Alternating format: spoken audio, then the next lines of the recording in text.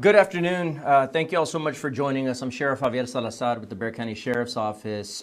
We wanted to call this conference to answer, I guess, just a bunch of questions we've been getting throughout the day in piecemeal fashion. We're just go ahead and clear the air for everyone.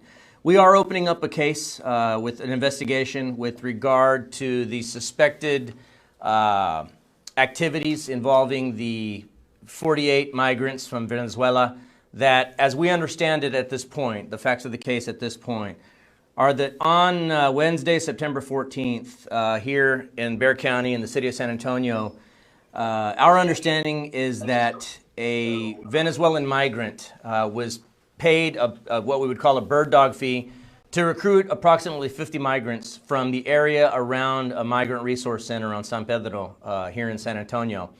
As we understand it, 48 migrants were lured, I will use the word lured, under false pretenses into staying at a hotel for a couple of days. They were taken by airplane. At a certain point, they were shuttled to an airplane where they were flown to Florida and then eventually flown to Martha's Vineyard, again under false pretenses is the information that we have, that they were promised work, they were promised the solution to several of their problems.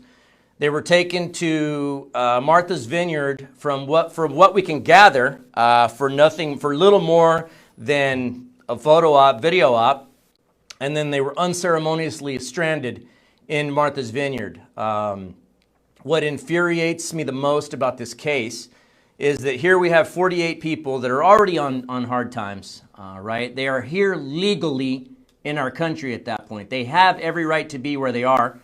And I believe that they were preyed upon. Somebody came from out of state, preyed upon these people, lured them with promises of a better life, which is what they were absolutely looking for, and with the knowledge that they were going to cling to whatever hope they could be offered for a better life, to just be exploited and hoodwinked into making this trip to Florida and then onward to Martha's Vineyard for what I believe to be nothing more than political posturing to make a point.